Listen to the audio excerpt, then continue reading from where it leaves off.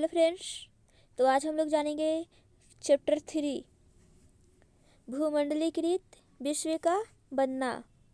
Chapter 3 का नाम है।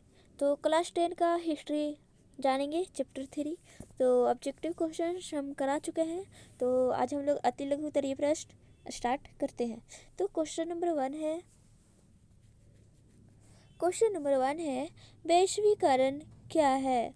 वैश्वीकरण क्या है, तो इसका राइट आंसर हो जाएगा वैश्वीकरण का अर्थ अपनी अर्थव्यवस्था का विश्व अर्थव्यवस्था से सामंजस्य स्थापित करना तथा किसी वस्तु, सेवा, विचार, पद्धति, पूंजी, बौद्धिक संपदा अथवा सिद्धांत को विश्वव्यापी करना और विश्व के प्रत्येक देश का अन्य देशों के साथ अप्रतिबंधित आदान प्रदान करना, इसे ही हम लोग वैश्वीकरण कहते हैं।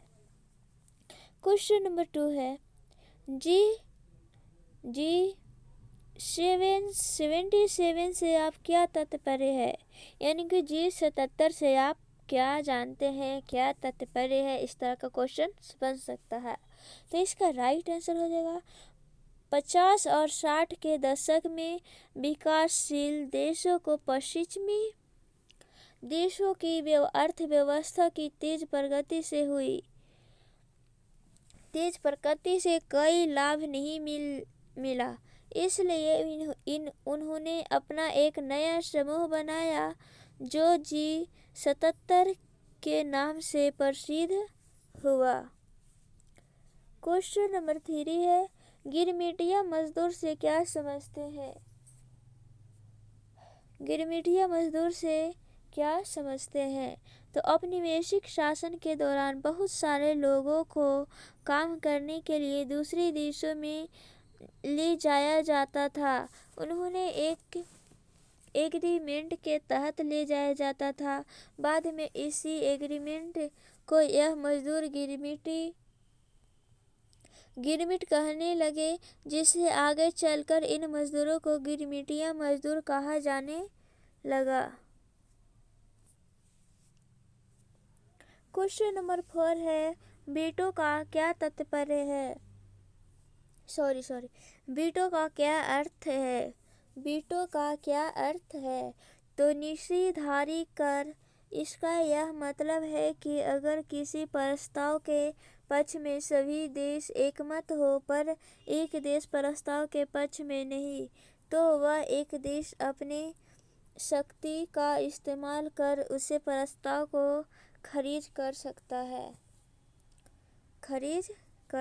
है। क्वेश्चन नंबर 5 है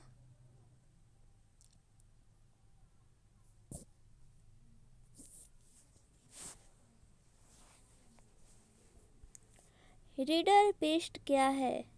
रीडर पेस्ट क्या है, तो रीडर पेस्ट पशुओं में होने वाली एक खतरनाक बीमारी है जो 1890 के दशक में पूरे अफ्रीका महाद्वीप में फैल गई, जिससे अफ्रीका में हजारों पशुओं की मौत हो गई और वहां के लोगों की आजीविका पर गहरा प्रभाव पड़ा।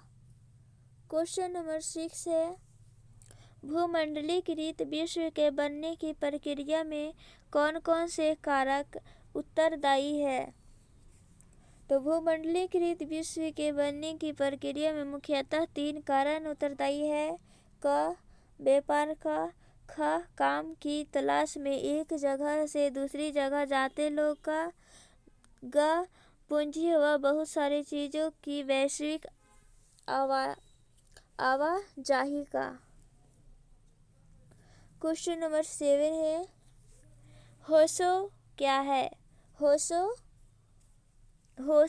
है। होशे क्या है, दक्षिणी अमेरिका की एक देश त्रिनिदाद में मनाए जाने वाले मुहर्रम के मेले इमाम हुसैन के नाम पर उसे होशे कहते हैं। उसे क्या कहते हैं, होशे कहते हैं। क्वेश्चन नंबर 8 है जैविक युद्ध क्या तात्पर्य है।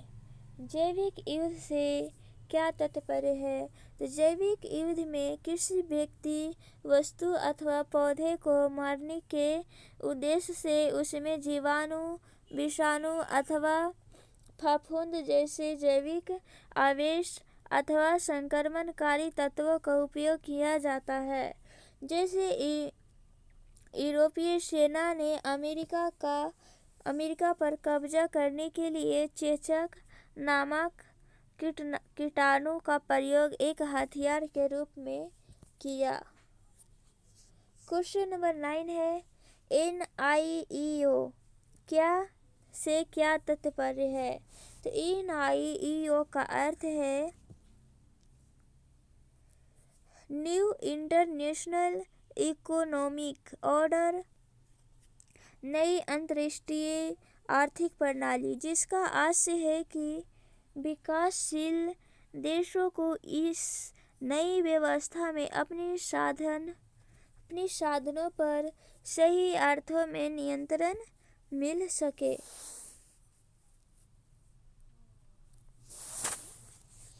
तो अब हम लोग क्वेश्चन नंबर 10 करेंगे। क्वेश्चन नंबर 10 है 19वीं सदी में यूरोपीय लोग अमेरिका की तरफ क्यों जाने लगे? तो क्या है 19वीं सदी तक यूरोप में गरीबी और भूख का साम्राज्य था।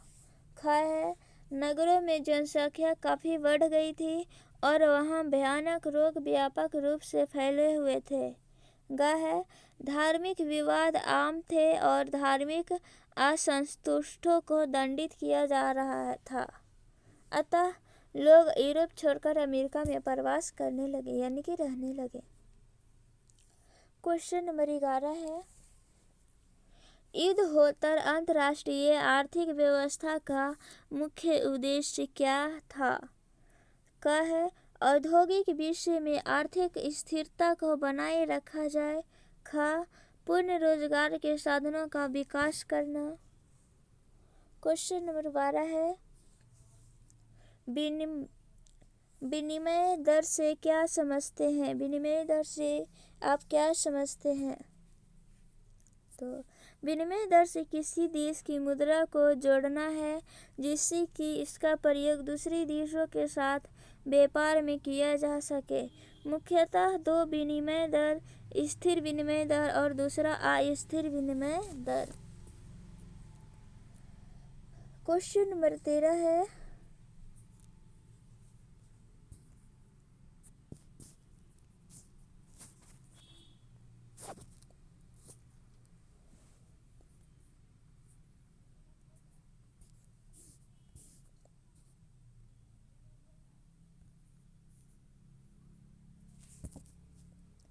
तो क्वेश्चन नंबर 13 है नगर बस्तियां किन्हें कहा जाता था? इन्हें क्यों और कहाँ स्थापित किया गया? नगर बस्तियां किन्हें कहा जाता था? इन्हें क्यों और कहाँ स्थापित किया गया? तो इसका राइट आंसर हो जाएगा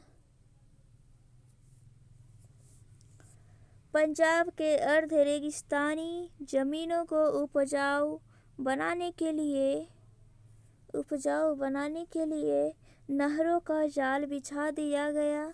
देखते ही देखते बंजर भूमियाँ नहरी बस्तियों में बदल गई, जहाँ गेहूँ और कपास आदि फसलें की खूब खेती होने लगी। इन्हीं बस्तियों को नहर बस्ती कहा जाता था। इन्हीं बस्तियों को क्या कहा जाता था? नहर बस्ती कहा जाता था।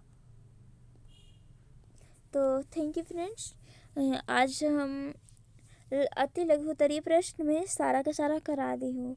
तो अब हम लोग नेक्स्ट वीडियो मिलते हैं और आप लोग लाइक, शेयर, कमेंट, सब्सक्राइब ज़रूर कर दें। अगर आप लोग को कोई भी चीज़ का वीडियो चाहिए या कोई डाउट हो, परेशानी हो, तो आप लोग कमेंट में ज़रूर लिखें ताकि हम देख सकें। तो मैं आगे का सॉल्यूशन ज़रूर दिखाऊंगी कि क्या करना है। तो thank you friends, next video मिलते हैं। और 2024 में एग्ज़ाम होने वाला है क्लास 10th का।